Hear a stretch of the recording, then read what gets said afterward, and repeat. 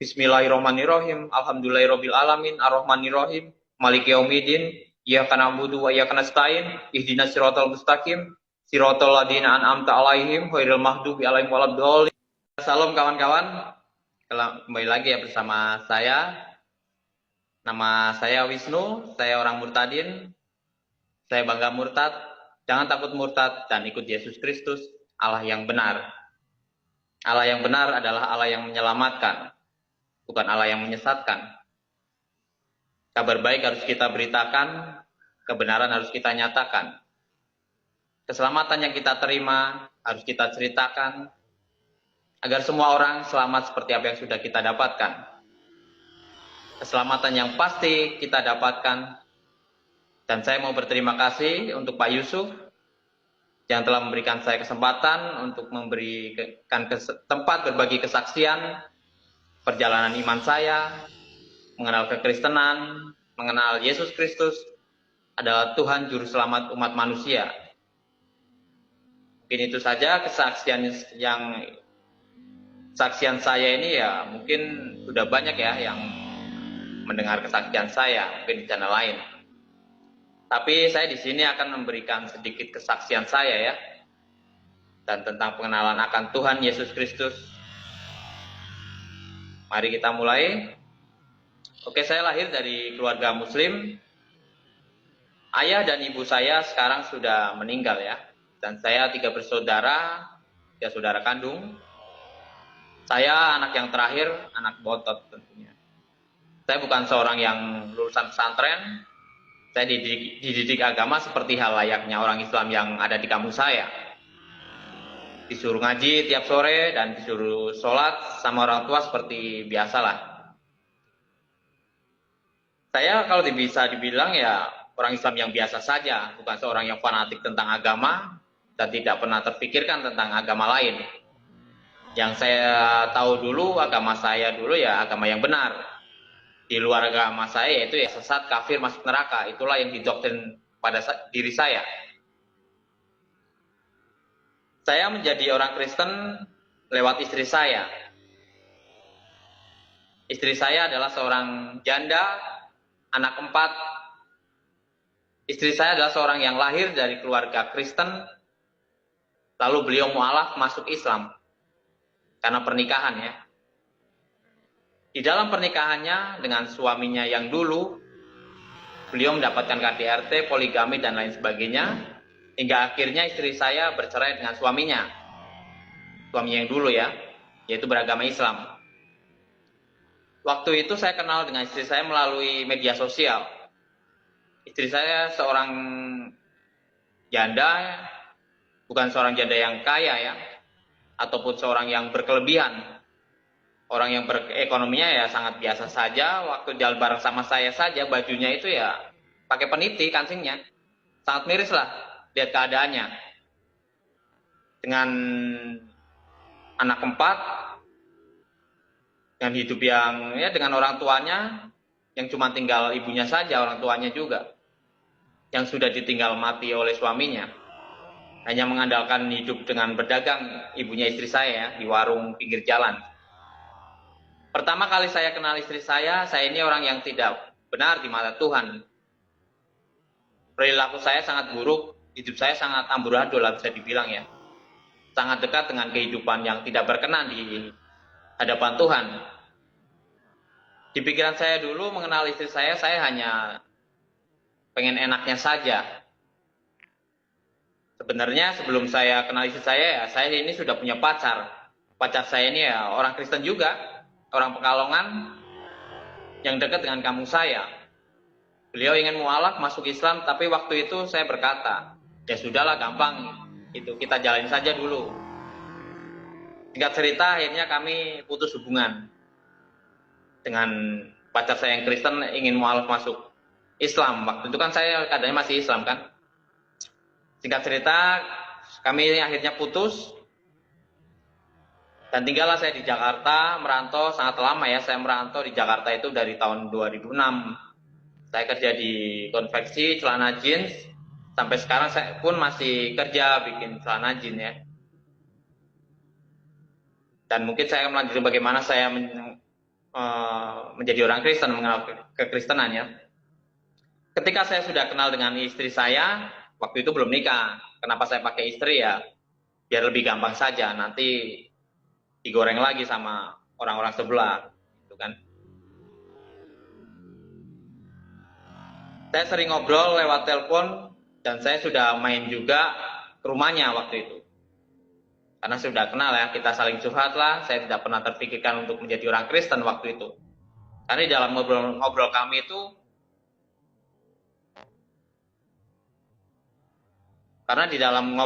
kami itu,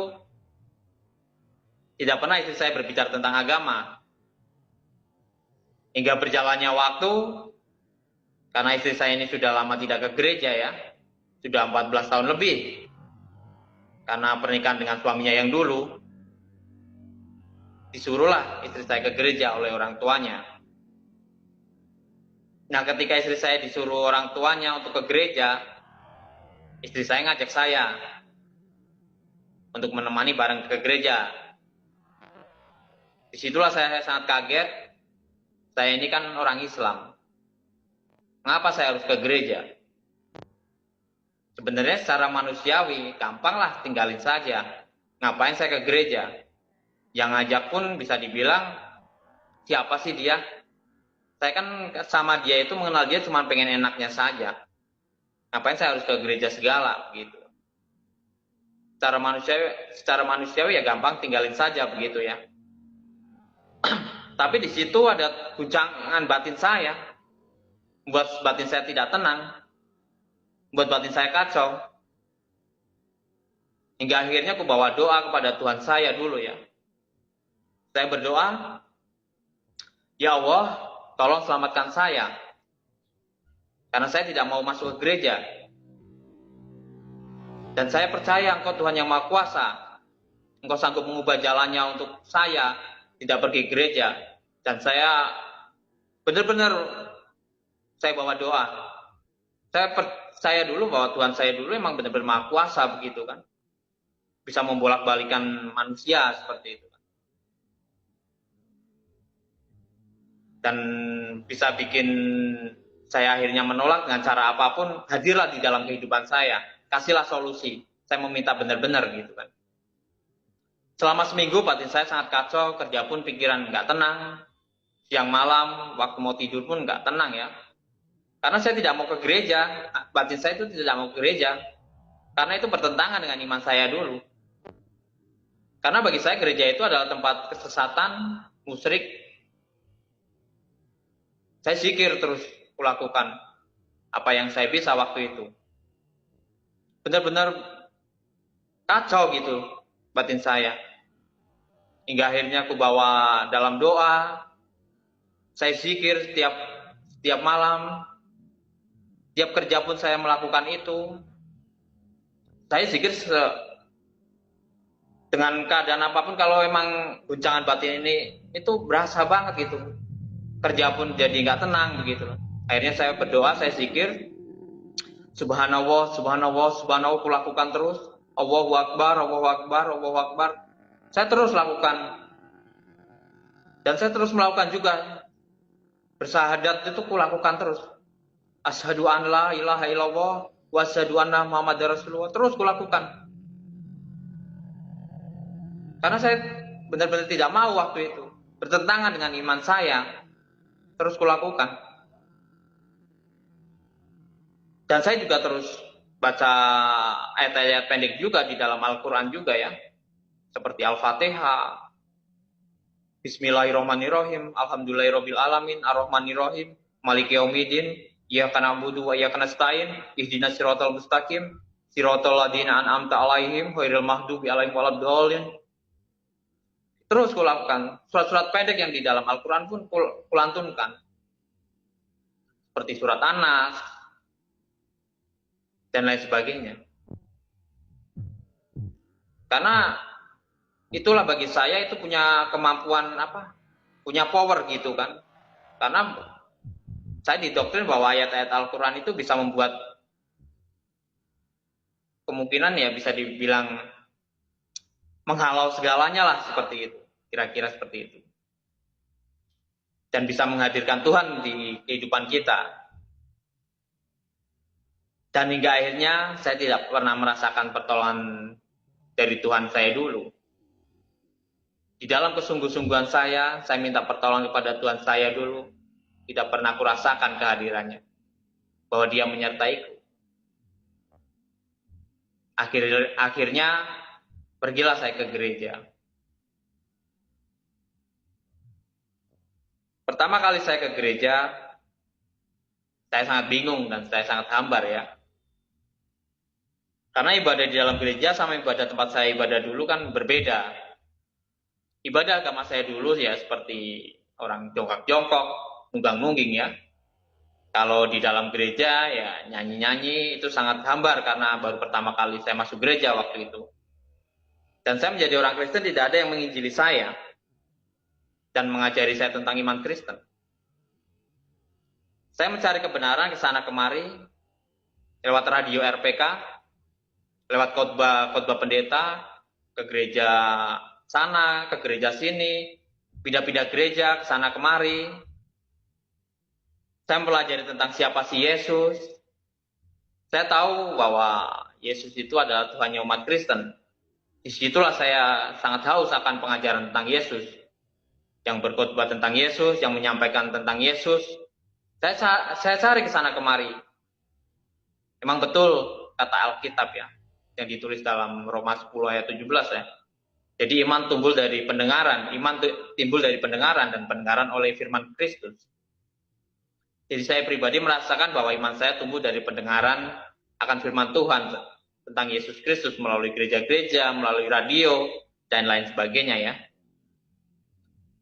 Tapi kan ya kalau bisa dibilang gereja-gereja kan tidak mungkin membahas tentang keilahian Yesus terus-menerus. Gereja banyak mengajarkan tentang bagaimana hidup berkati Tuhan dan mengajarkan tentang hidup berperilaku, moral kekristenan. Sangat sedikit ya yang membahas tentang keilahian Yesus Kristus, juru selamat kita. Dan jadi saking hausnya saya ingin mendengarkan siapa sih Yesus itu. Waktu saya mencari kebenaran ke sana kemari di dalam perjalanan saya waktu naik kereta dari Bekasi menuju ke Kebayoran Lama di stasiun Kranji itu saya melihat ada dua orang bule masuk ya. Saking hausnya saya mencari kebenaran ke sana kemari, masuklah dua orang bule itu. Dia berkata-kata dan berbicara kepada salah seorang penumpang 2 meter dari saya berdiri. Di dalam obrolannya saya mendengar tentang Yesus Kristus. Dan dikasihlah buku yang orang yang ngobrol-ngobrol tadi dengan bule tadi ya. Di dalam batin saya penasaran siapa sih dia kok ngomong tentang Yesus Kristus. Turunlah dua orang bule itu di stasiun Jatinegara.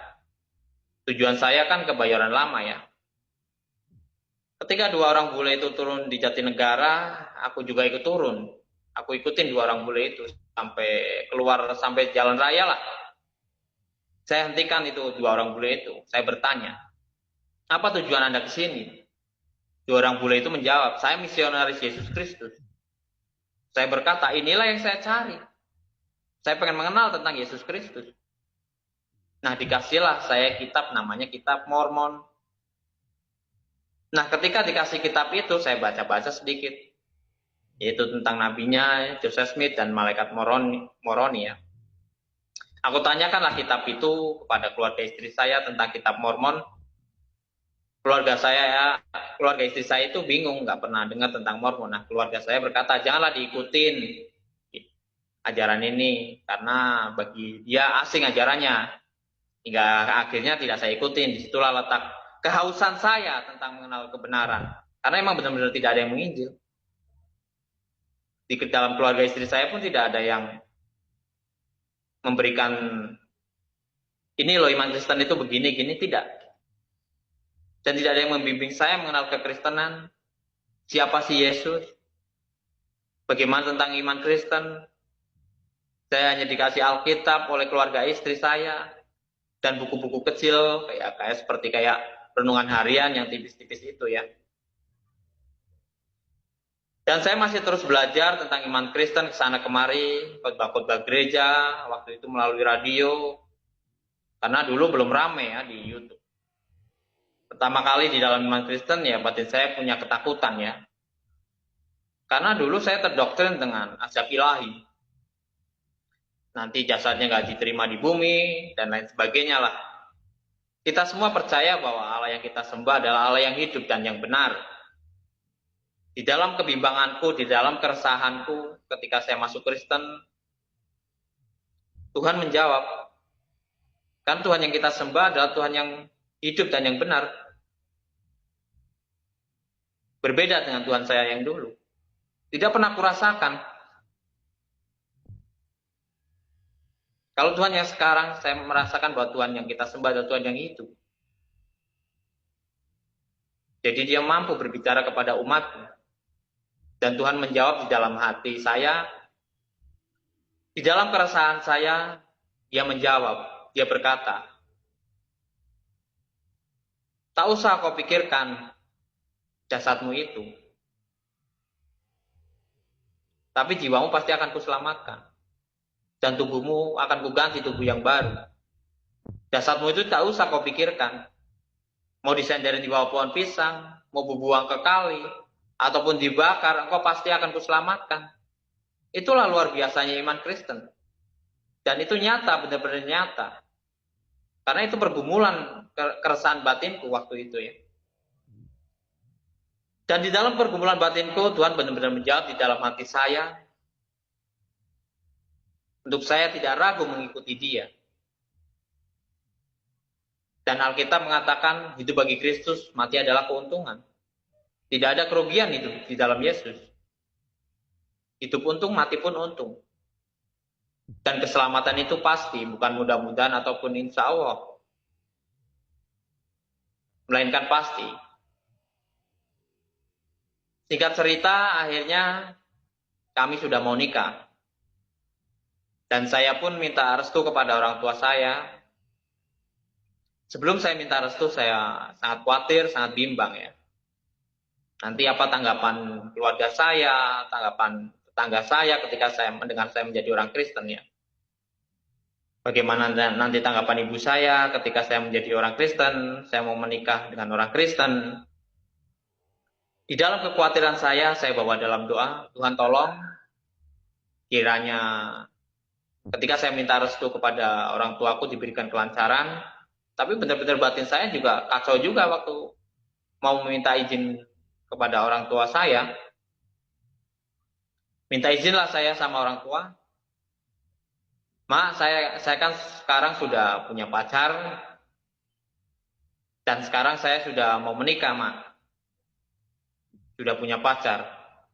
Dan sekarang saya sudah pengen menikah lah. Dan pacar saya ini orang Kristen, Mak. Ibu saya menjawab, ya nggak apa-apa, nanti dia juga ikut menjadi orang Islam. Ibu saya menjawab seperti itu. Saya bilang, enggak Mak, saya mau jadi orang Kristen. Loh, kok bisa? Saya jawab, ya Mak, saya nyaman dan damai. Ibu saya jawabannya cuma simpel. Ya sudah, kalau emang kamu nyaman, kamu damai menjadi orang Kristen. Dan kecemasan saya langsung hilang. Berubah menjadi sukacita. Itulah luar biasanya iman Kristen.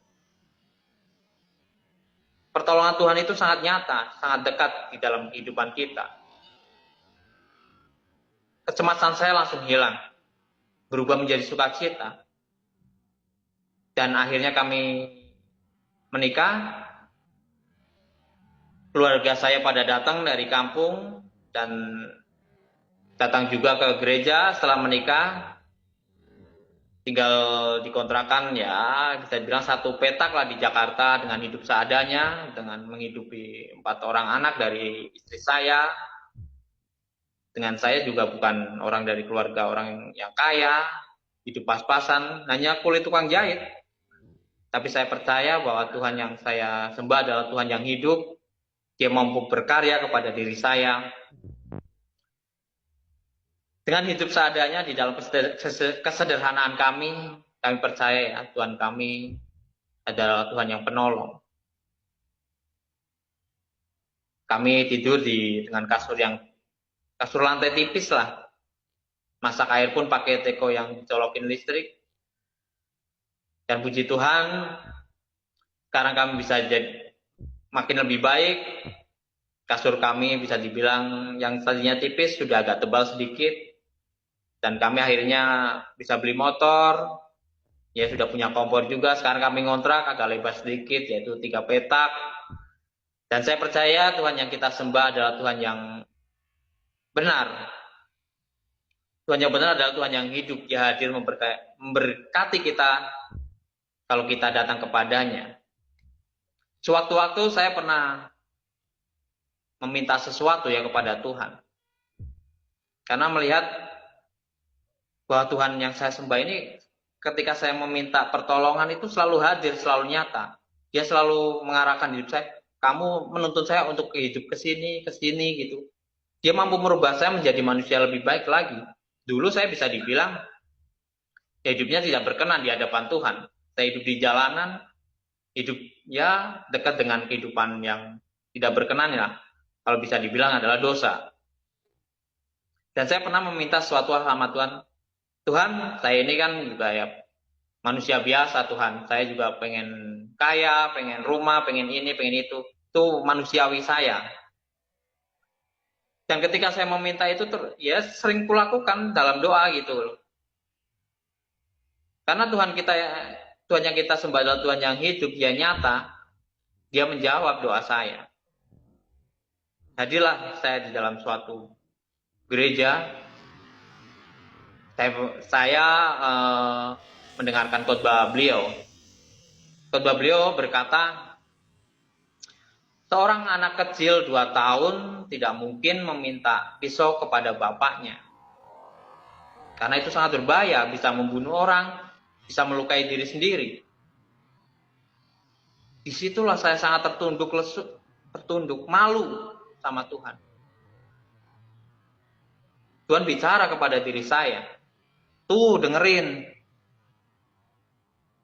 kamu belum dewasa untuk minta ini itu. Saya sangat malu sama Tuhan. Dia benar-benar hadir di dalam kehidupan saya. Dia memberitahu ini yang benar, ini yang salah. Tuh dengerin itu. Kamu belum dewasa untuk minta ini, minta itu. Bagi saya Alkitab sangat luar biasa. Dan Tuhan yang kita sembah juga Tuhan yang luar biasa. Tuhan yang hidup dan Tuhan yang benar. Alkitab sudah menubuatkan apa yang akan terjadi, membicarakan yang sudah terjadi, yang sejak dahulu kala. Dan Alkitab juga mengatakan tentang keselamatan yang datang dari Yesus Kristus, Tuhan semua umat manusia. Pak Yusuf boleh coba buka Alkitab Pak Yusuf di 2 Petrus 2 ayat 1 dan 2 Pak Yusuf. Boleh, sebentar. 2 Petrus 2 ayat 1 dan 2.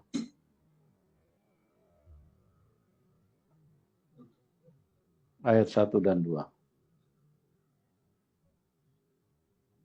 Sebentar ya, kita share screen dulu. Pak Yusuf.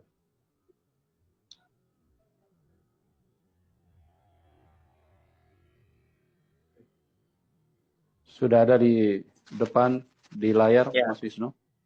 Nanti loncat langsung ke ayat 12 sampai 14 ya. 1, 2, ntar loncat ke 12, 14 saja ya. Saya akan mengutip ayat Alkitab tentang nasihat akan datangnya nabi-nabi palsu dan guru-guru palsu dinubuatkan di dalam Alkitab. Makanya Alkitab bagi saya sangat luar biasa. 2 Petrus 2 ayat 2, ayat 1 dan 2 ya. Nanti lanjut ke 12 dan 14 karena itu intinya ya. Menurut saya itu intinya. Mari kita baca. Sebagaimana nabi-nabi palsu dahulu tampil di tengah-tengah umat Allah, demikian pula di antara kamu akan ada guru-guru palsu. Mereka akan memasukkan pengajaran-pengajaran sesat yang membinasakan, bahkan mereka akan menyangkal penguasa yang telah menebus mereka. Ciri-ciri nabi palsu adalah guru-guru palsu adalah menyangkal Yesus sang penebus. Jadi jika ada orang yang menyangkal tentang penebusan dosa, kemungkinan itulah nabi palsu itu ya. Lanjut kita baca. Dan dengan jalan demikian segera mendatangkan kebinasaan atas diri mereka. Banyak orang akan mengikuti cara hidup mereka, dikuasai hawa nafsu. Nih, orang yang doyan kawin pasti dikuasai dengan hawa nafsu itu. Dan karena mereka jalan kebenaran akan dihujat. Mereka akan menghujat dalam kebenaran itu, yaitu Yesus. Saya mau mengatakan, ayo siapa yang menghujat Yesus? Kita tahulah umat mana yang suka menghujat Yesus. Tetapi mereka itu sama dengan hewan yang tidak berakal. Dengan binatang yang hanya dilahirkan untuk ditangkap, dimusnahkan. Mereka menghujat apa yang tidak mereka ketahui, sehingga mereka oleh perbuatan mereka, jahat mereka sendiri akan binasa seperti binatang liar. Itu udah lanjut Pak, Yusuf 12 sampai 13 ya. Dan akan mengalami nasib buruk sebagaimana upah kejahatan mereka. Berfoya-foya, siang hari mereka anggap kenikmatan mereka adalah kotoran dan noda yang mabuk dalam hawa nafsu mereka. Kalau mereka duduk makan dan minum bersama-sama dengan kamu, mata mereka penuh dengan zina dan mereka tidak pernah jemu berbuat dosa. Nah, itu benar. Orang-orang yang mengatakan orang Kristen suka pakaian seksi-seksi itulah orangnya. Mata mereka penuh dengan nafsu dan zina. Mereka memikat orang-orang yang lemah. Kita umat Kristen kuatkanlah iman kita agar kita tidak terpikat. Hati mereka telah terlatih dalam keserakahan, mereka adalah orang-orang yang terkutuk. Maka dari itu inilah nubuat akan datang. Nah inilah ciri-cirinya menurut saya ya. Dan kita sebagai umat Kristen kuatkanlah iman kita di dalam Tuhan kita.